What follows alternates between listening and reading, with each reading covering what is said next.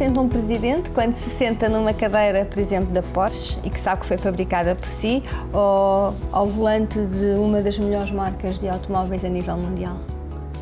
Olha, é um sentimento misto. Em primeiro lugar, quase de orgulho por sentirmos que merecemos a confiança de um construtor que tem uma marca muito mais próxima do consumidor final do que a nossa marca Couro Azul.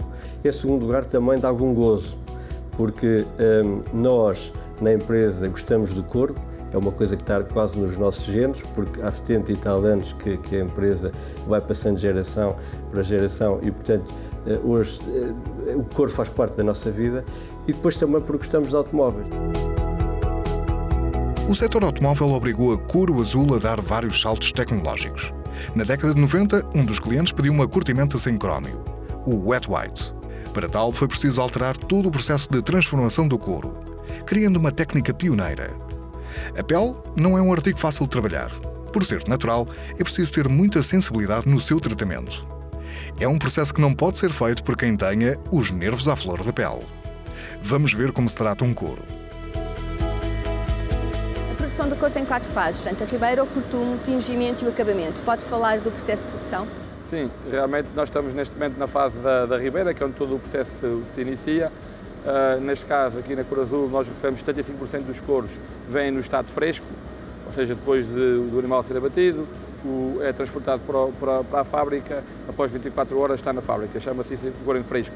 Temos também o couro salgado, que é o método de preservação, e essas são as duas formas que nós recebemos dos couros.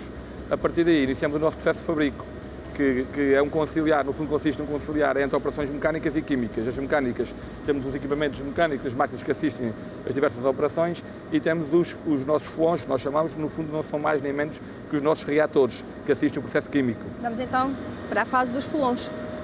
Ok.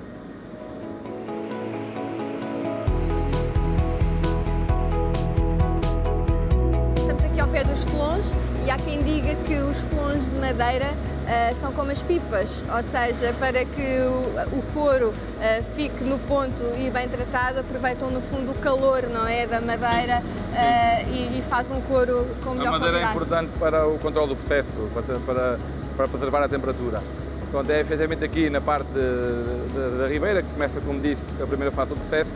Os couros, depois de serem recepcionados, entram nos nossos reatores, neste caso nos flões, e para fazer uma primeira lavagem, o chamado molho.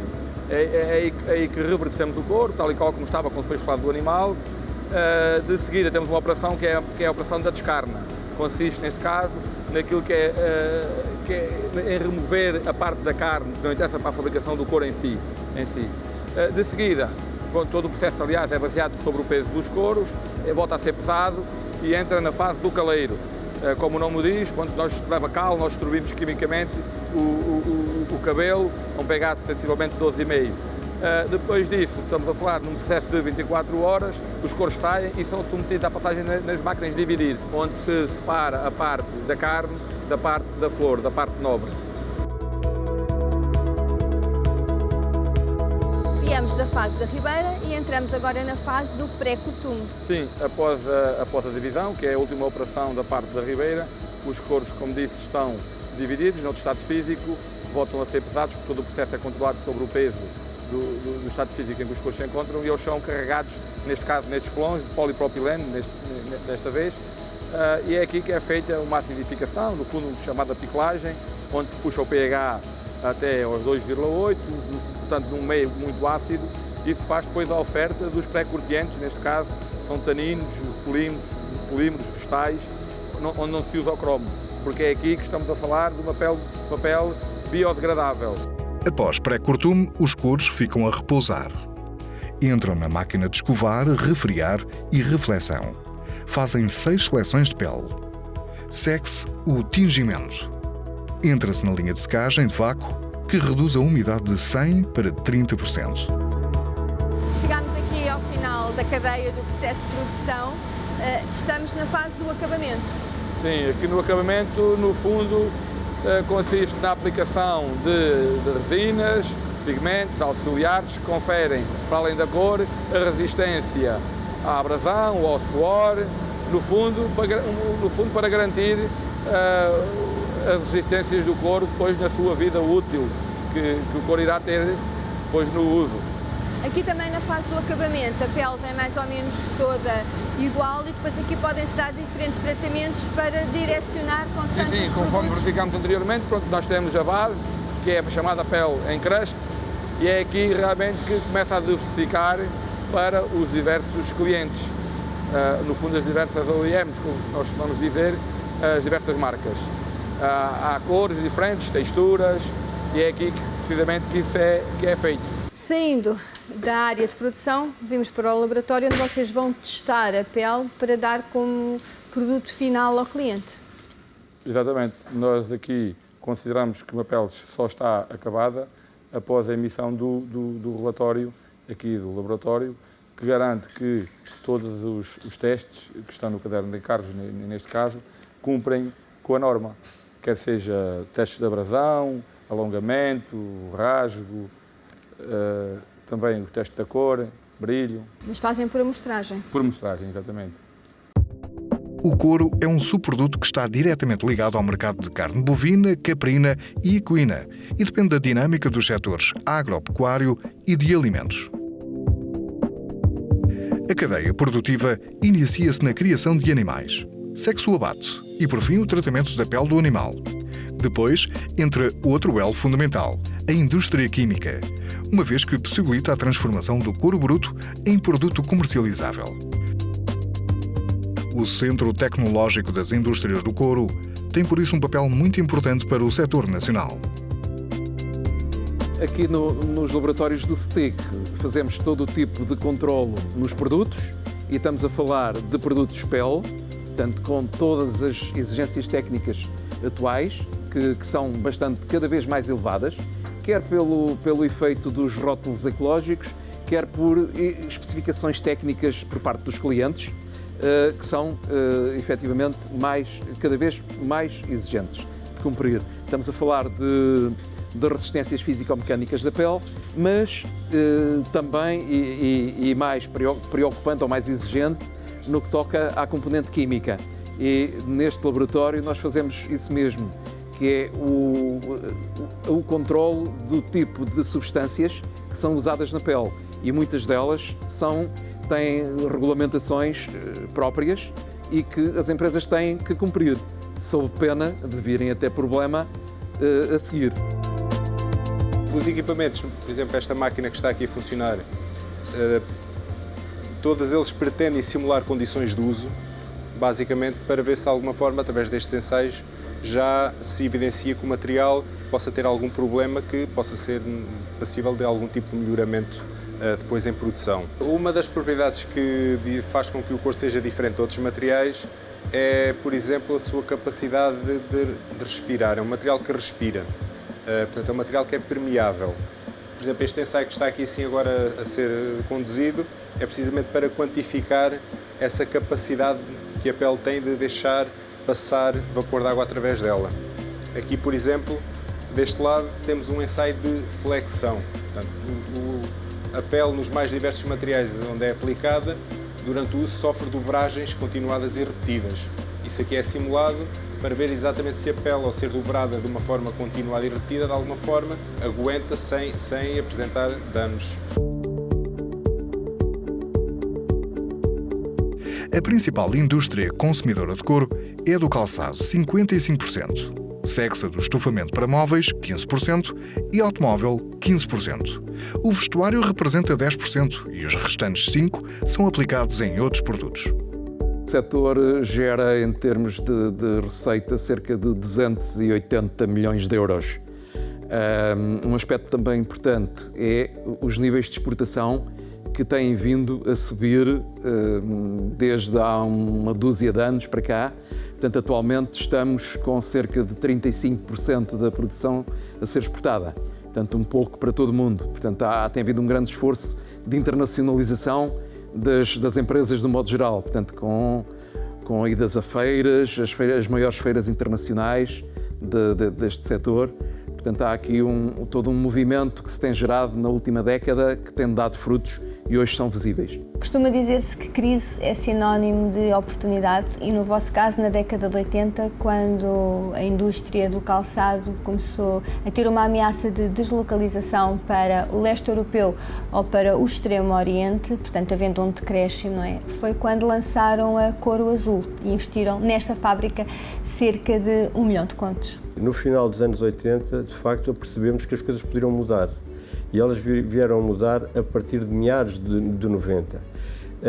Nós tivemos a perspicácia, no fundo, na altura, a geração anterior, o pai e o tio, e, portanto, aí pode-se dizer que terão tido olho para o negócio. Isso é uma característica que nasce para os empresários. E eles tiveram essa perspectiva e esse foi, de facto,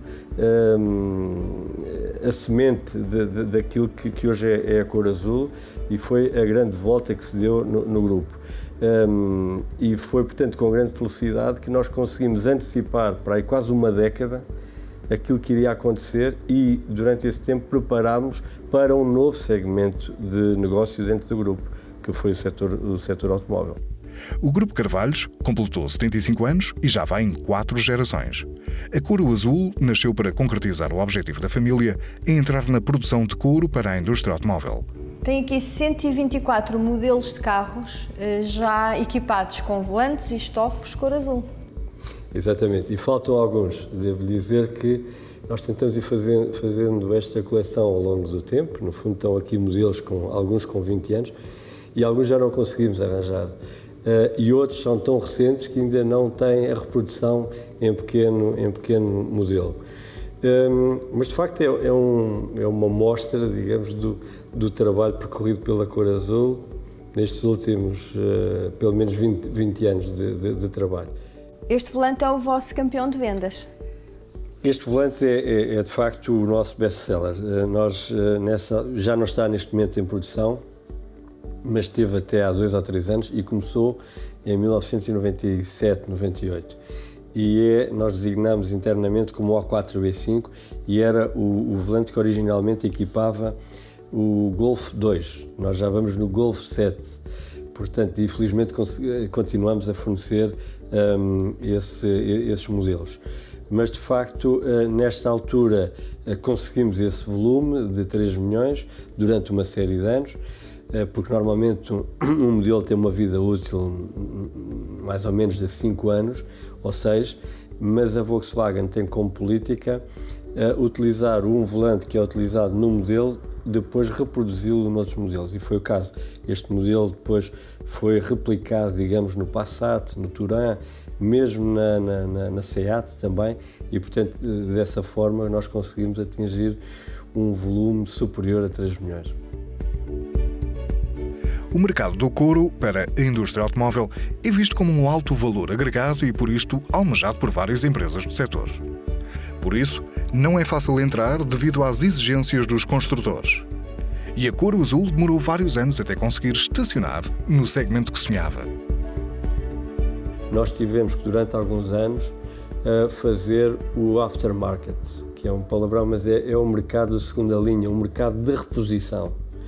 E nessa altura trabalhávamos para estufadores, por exemplo, em Portugal e Espanha, que trabalhavam, por sua vez, para os concessionários que queriam carros que, por vezes, tinham portanto, no concessionário e que chegavam ao cliente e dizia: eu gosto deste carro, mas gostava de ter o interior em couro. E nós, ao princípio, foi esse mercado que agarramos para nos dar alguma rodagem para depois chegar a voos mais altos da primeira linha. Quanto tempo é que tiveram em rodagem? Isso foi um trabalho de 3 ou 4 anos. Isso permitiu-nos, por um lado, porque estes concessionários faziam parte das redes de importação oficial dos carros, representantes de marcas importantes, e, portanto, já nos exigiam que, ao fornecermos a pele, já cumprisse as especificações da casa-mãe. A abordagem ao setor automóvel é sempre demorada. Pode demorar 6 ou 7 anos para entrar com os primeiros construtores. E ainda hoje, quando estamos a falar de um novo modelo, de um novo projeto, começa-se a trabalhar com 3 ou 4 anos de antecedência. É preciso muita resiliência. Exatamente, esse é talvez o princípio fundamental para esta atividade. A Couro Azul produz 12 mil kits de volantes por dia, que representa 50% da faturação. 40% vem dos painéis, caixas de velocidade e estofos. Já os restantes são oriundos da aeronáutica e ferroviário.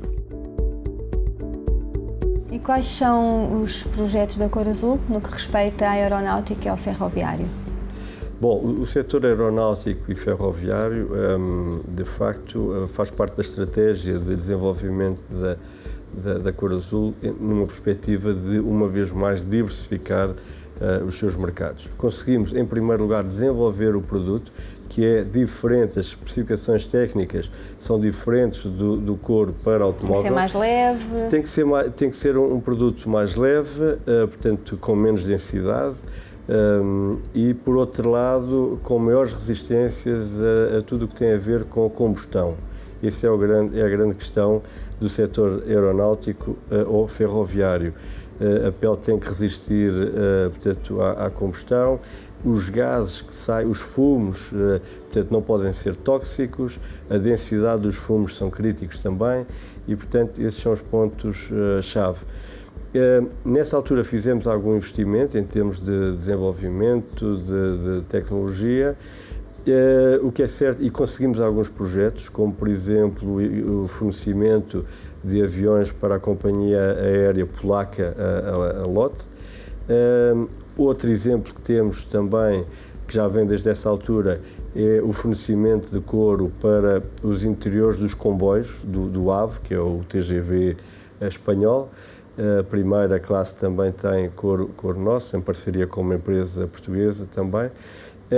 O que é certo é que depois o crescimento acentuado do setor de couro para automóvel fez de algum modo, digamos, retardar um pouco